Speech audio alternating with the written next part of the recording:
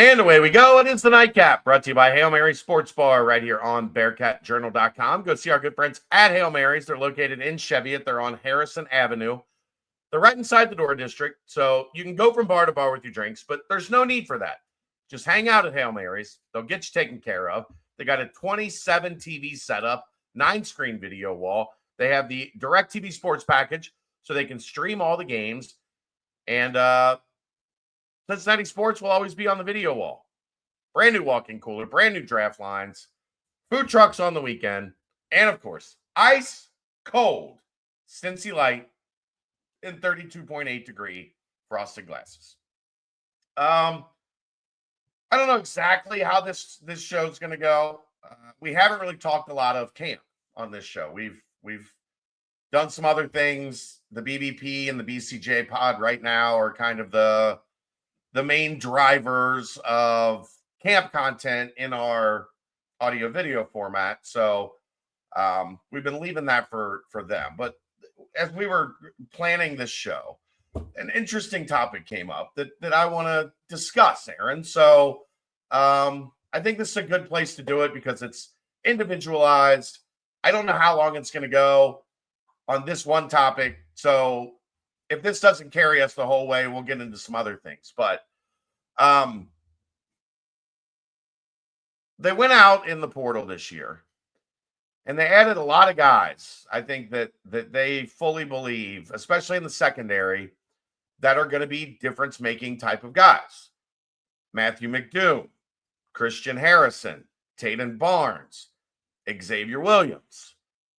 Xavier Williams, for this topic, being the most interesting because he plays the star position. Right.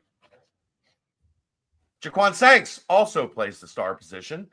Jiquan Sanks was the starter at the star position for a large portion of last year. Especially at the end. But it felt like, and he played well. Right. But it felt like as the season wore on, as everybody got more and more time under their belt in Tyson Veidt's system, that when you looked out on the field, Aaron, it was Antwan Peek that was on the field far more often than not, it felt like. And it feels like they've continued to try to find somebody to come in and be like the runaway favorite at the star position or at that middle safety spot. And it still hasn't happened because far and away the leader in interceptions this camp is Antwan Peek Jr.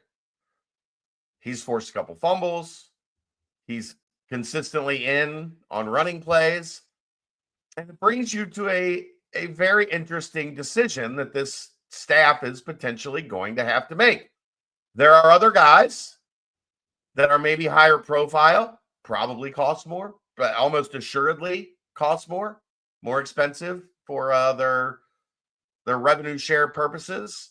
But when it comes down to it, Antwan Peek Jr. continues to be the guy that's making the most plays. Including today, where he had another interception today. If you check out the practice report. Oh, by the way, Aaron, I rearranged. I was going to do the practice report today. I rearranged everything and had Austin in charge of the practice report because I was going to focus on the O-line, D-line one-on-ones. You know what they didn't do today? O-line, D-line one-on. At all. Sorry, Danko Joe. I kept waiting for it to happen. Waiting. And we got towards the back end of practice. And I think it was Dante. I was like, O-line, D-line one-on-ones. He was like, not today. I rearranged the whole schedule. I was going to do an entire focus. I was going to have Austin do the main practice report. I was going to come in after that with O-line, D-line one-on-ones. Look, I read the report. Austin did a good job. He's really good at it. He's taking to it very well. Keegan better watch himself. But yeah, Antwan Peek, like, he's a walk-on, or came in as a walk-on, right. Worked his way up, special teams, in the rotation, starting some games, being out on the field a lot, and it's like they're always looking for something better. And Antwan Peek is a cockroach in the best way possible. He will not go away. Well, I mean, think of the shadow he's trying to work in.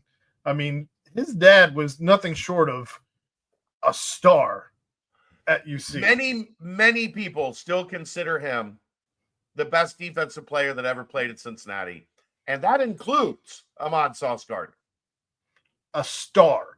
And here he is in the star position, just trying to make a name for himself in a room that's quite honestly full of dudes, including another guy who's also in a shadow himself in Christian Harrison. So it's not an easy room to try and break through, regardless of which safety position you're trying to fill. Xavier Williams, we talked about this, and just to remind everybody, he is playing the position with the mind of a quarterback, and that takes it to a whole different level. Truthfully, that puts you in places that some other people would not even think to be in. So here you are with a guy like Xavier Williams, with a guy like Jiquan Sanks, who started towards the end of the season and finished the end of the season as a starter in that position, who made a name for himself as a true freshman and is built like he's a senior. And Antwan Peek is just continuing to rise through the ranks because that's all he knows. When you've grown up in this shadow, that's all you know, is to just grind. That's what he's done. And it puts Tyson Veidt in a precarious position, because the other thing is the other guys are good. Like, the other guys are very good. But at the end of the day, the guy that you probably want to be like third on the depth chart keeps making plays like he's the guy that's first on the depth chart. I don't know if you phrased that the way that you wanted to phrase that. It's financially, if you're wanting to put them where you want to put them, maybe. But I think at the end of the day, you just want whoever's number one to be the one making the most plays. Sure. But I mean, you brought Xavier Williams in here to play. And he's going to play. Like, that. This is not saying like they should sit him or whatever the case. They've got three guys at a position that I think are all capable of being very good, very productive Big 12 players. But if you were to kind of rank them 2 weeks ago, you probably would have had Peek third. Now, what I will say for Veidt and where he comes from, at Iowa State, he was producing all conference linebackers at a crazy clip. Yeah. And so he's not unfamiliar with having to play the game of moving, shuffling the cups and trying to figure out who's going to be where and when. So I don't know that I necessarily would call it precarious for him. I think he's probably built for this, if I'm being completely honest, having had to do that at Iowa State.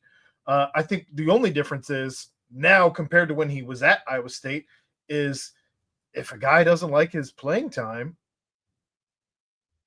you can play that out a couple different ways. You can sit the season out and see if you can't get another. I'm not suggesting that's what's going to happen. Yeah, correct. I'm just saying it's a delicate dance in the way that you have to try and handle things. That's the only difference between where he's at now and where things were at back at Iowa State. Yeah, I mean, I just think it's fascinating because all Peek has done since he came in here as a walk-on, started flashing on special teams and was just flying down the field and busting dudes. And then next thing you know, you start to see him out there at safety, and he's making plays at safety. And then, the punch, the Antwan Peek punch showed up last year where he had a 3-game stretch with 3 forced fumbles. Yeah. And they keep upping the talent. I guess this is the thing. Maybe I haven't phrased this right at all. The talent in that room keeps upgrading. They keep stacking. Yeah. And Antwan Peek keeps swimming back to the top. The water rises. And next thing you know, Peek is at the top of the water, like comfortably. Just treading water. I'm here. I ain't going anywhere. Rises to the top.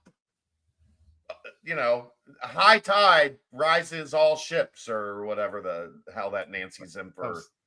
That was I apologize. That was a terrible Macho Man. It was. Terrible. Oh yeah. It's fascinating because I keep thinking somebody's gonna grab that spot. Yeah, somebody's gonna unseat him. We thought it would, like Sanks last year. And Sanks played well, but boy, when you looked out on the field, it was Antwan Peek a lot. And they're rotating, they're doing the pods, and guys are out there in different groups and whatever. But boy, more often than not, that ball ends up in the hands of somebody in black. It's Antwan Peek that's taking it the other way. I don't care who it is at this point. Go get the ball. As long as it's somebody, because last year that was an issue with this defense. So that, to me, that says a lot of different things, though. That says that especially your second-year guys in this system, they're thriving in this system, and that's a good thing. That's something that we were concerned about, and that seems that the second-year guys in Veidt system are answering the bell. That's a great thing. That also says that Sorsby's elevated. I'm looking in the report, and I'm seeing deep balls, and I'm seeing it wasn't just Saturday, it wasn't just Wednesday last week where he was locked in, but we're seeing lots of deep balls today. You'll have to read the report who was catching them, but there was lots of deep balls again today. Good thing. But and the defense won the practice. The offense had to run at the end of practice. So, which is kind of the point I'm getting at. It's one of those things where we continue to talk about it's not one side of the ball dominating at any point in time, whether it's the ones out there, whether it's twos out there. Guys aren't getting hung up either and having just a terrible day, even when they do have an interception or even when they do give up the deep ball. Guys are bouncing back when they're giving up deep plays, when they're giving up catches, red zone catches, whatever the case may be. Both on offense and defense, guys are kind of what Logan Wilson was talking about yesterday when he said that he forgets about the last play and moves on. It seems like that's what's happening in practice with not just him, but with everybody. Yeah, it's been really interesting. And I think Antwan Peek is kind of a good measuring stick for where a lot of this is at, because he's fighting his ass off. He's not going to let somebody just come in, take his spot, take what he has worked really hard to establish, and the type of legacy that he's building here in his dad's shadow. It's been impressive, because a lot of guys would fade and they'd say, okay, they'd get frustrated. They're trying to out recruit me, over recruit over me. No, they're trying to raise the talent level across the entire roster. And it's your job to beat the guy out that came in, that they came in and, brought in the transfer portal. And Peek has not backed down from that at all. You're going to bring in Troy Polamalu. I don't care. I'm not now. I don't different now, but bring in prime Troy Polamalu, and I'm still going to try to keep him from taking my spot. That's been the impressive part of what we have seen from Antwan Peek Jr. And I guess this has become kind of a one-man show today. And I'm just going to title it Antwan Peek Jr. because he is kind of an embodiment of what you want from a guy in your football program. They don't pout. They don't run from it. Bring in whoever the hell you want. I don't care. That's my spot, and I'm going to go out there. I'm going to do everything in my power to keep it. And that's what he's done through the first 7 practices. That'll do it. That's the nightcap. We'll see you tomorrow night for the BCJ pod right here on BearcatJournal.com. See ya.